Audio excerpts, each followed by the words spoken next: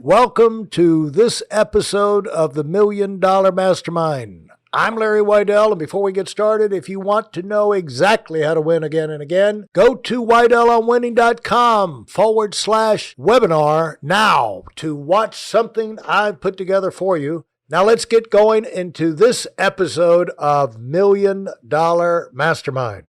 I'm here with attorney and entrepreneur from Lubbock, Texas, the incredible Elizabeth Hill, my new friend.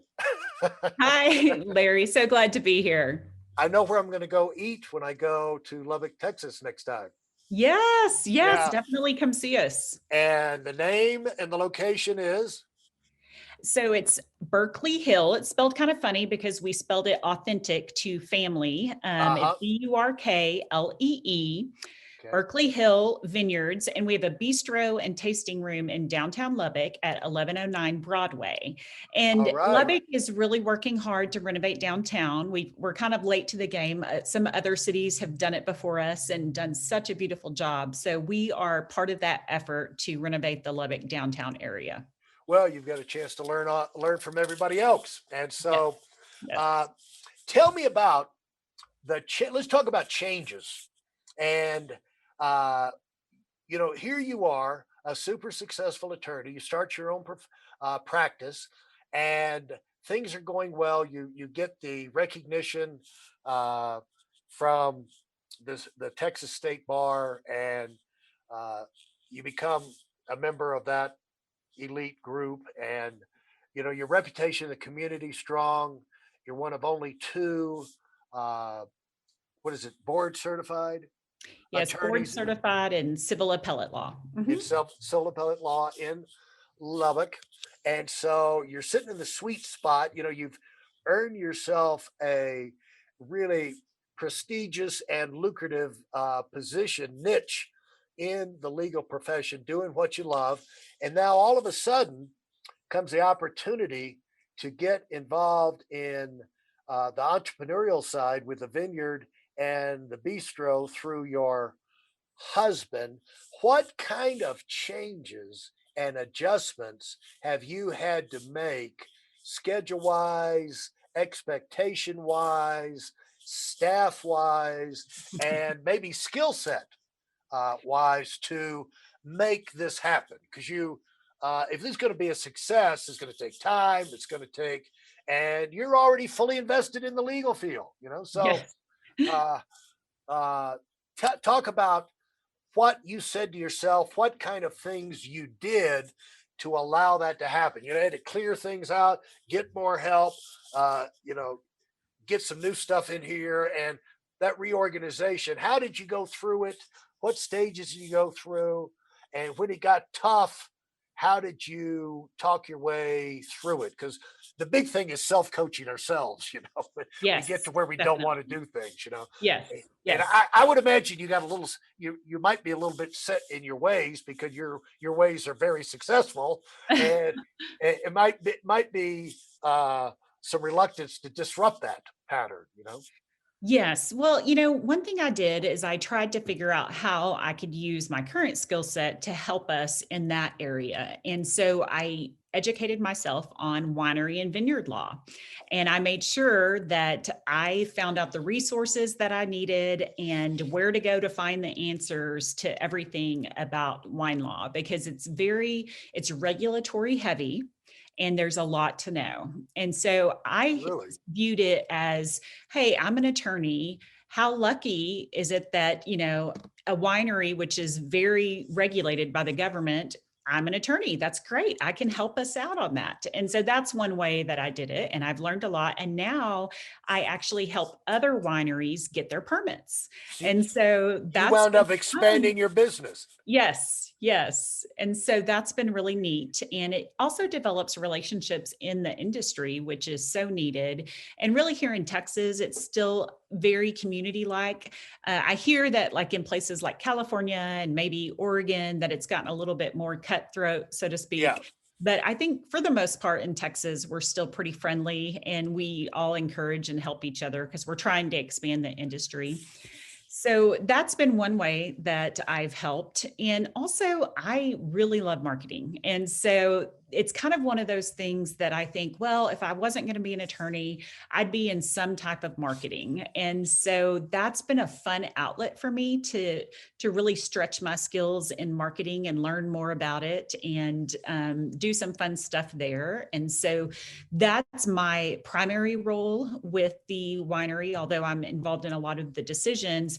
I'm not there during the day. I'm at my computer working, but I did just literally this week, I signed a lease to move my law office to an office across the street Wow. from the winery and restaurant. So that's going to Ah, be fun. Yeah, I'm yeah. excited. So it's just a matter of making the changes that the situation, what you want to do, and this is, I was going to bring this up when you were talking about mentors. The whole idea behind the mentor and behind making these changes is what needs to be done to make this as easy as possible for me to do it, because I've already made my mind I'm going to do it.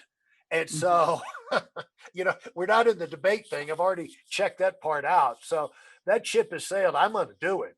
Now, how can I make it as easy as possible, as stress free as possible, so I can be at my best in the time I put into it, and I can get the most satisfaction? Because you usually expand a thing like this because it's things you want to do. It's your decision to complicate and ruin your life by adding this new thing. And you didn't have a gun to your head. You decided, I want to do this. I'm excited about doing this. But now it's like the practical side of it is put some thought into how you can make it as easy as possible, rather than biting nails and I'll do this and I'll work around the clock and grit my teeth.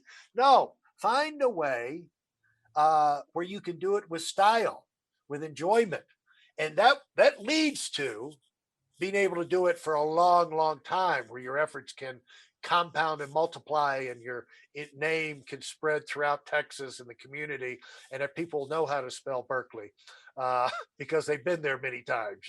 Yes, yes, And, that's what we're working for. and, and so moving that office across the street, just when did you think of that? How did you think of that?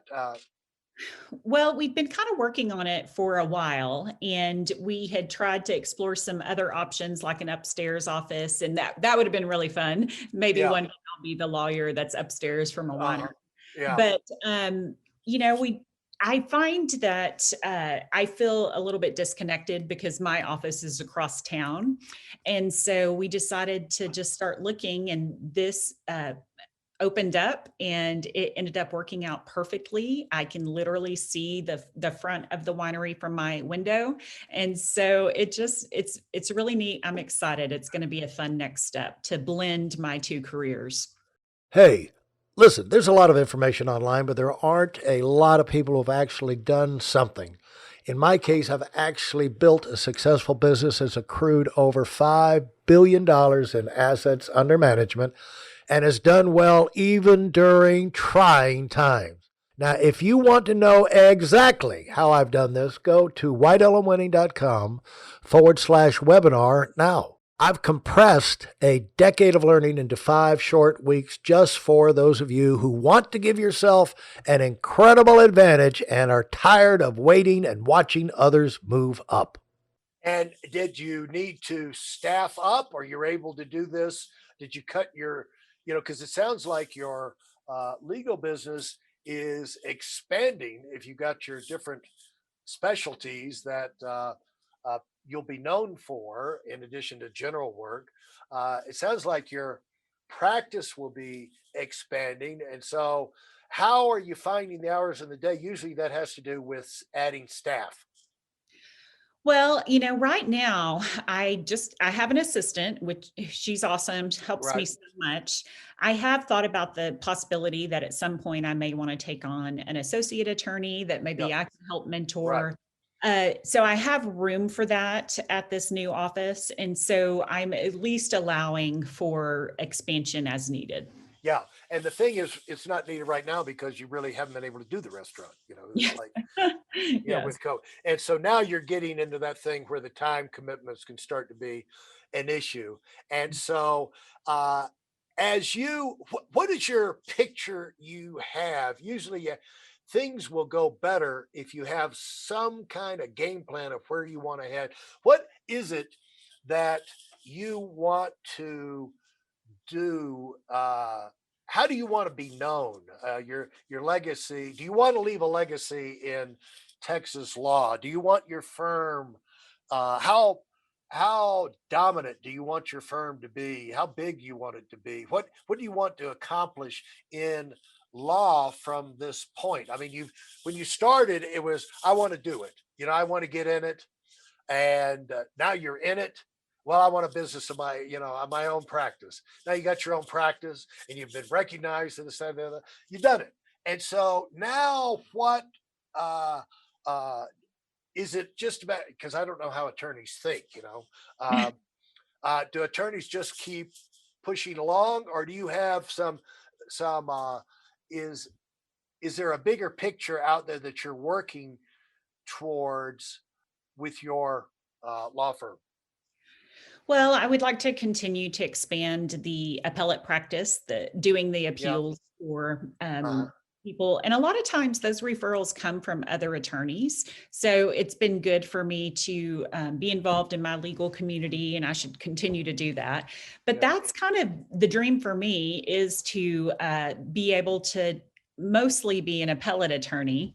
And Uh-huh. it's kind of nerdy, but I really enjoy researching and arguing the law and Uh-huh. arguing on behalf of my client.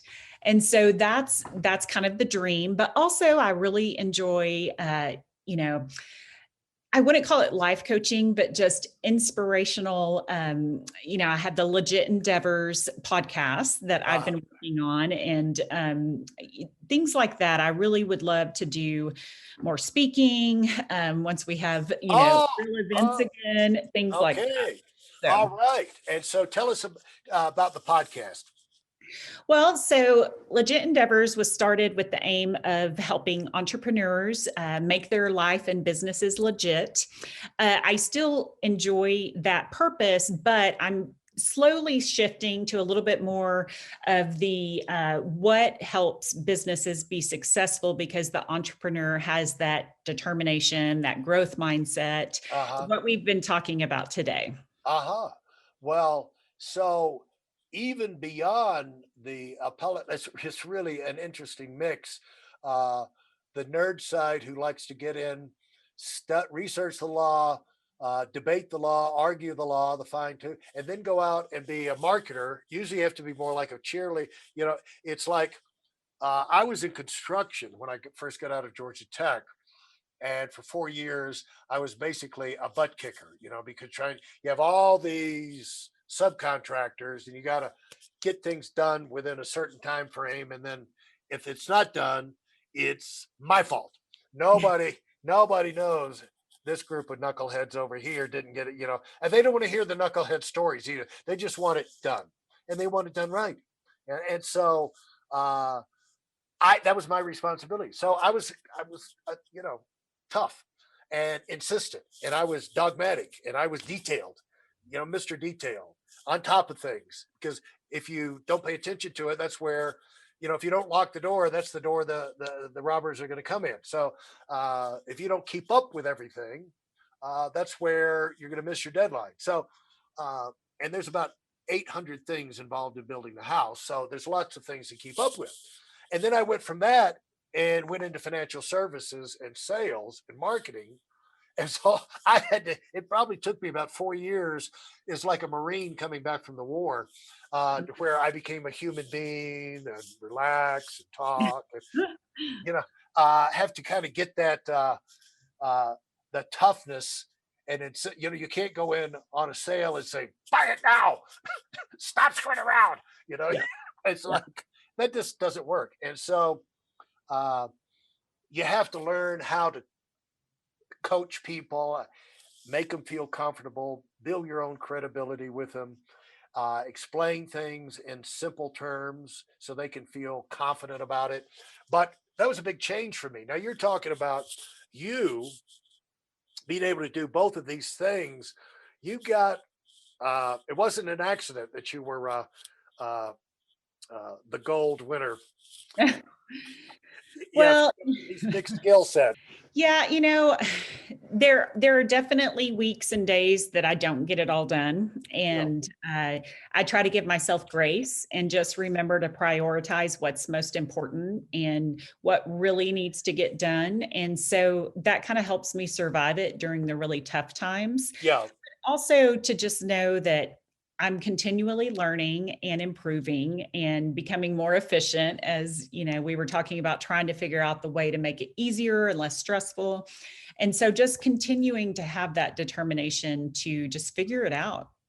Well, thanks so much, Elizabeth. I'm going to let you go because you've really been incredibly generous with your time and your insight and information. And uh, let's agree that we're going to stay in touch because I know you're going to have many adventures, and we're going to want to, if we can, tap back into that in the future. And we're going to be growing. Hopefully, we'll be growing together and we'll be sharing with each other what we're learning. You like that idea?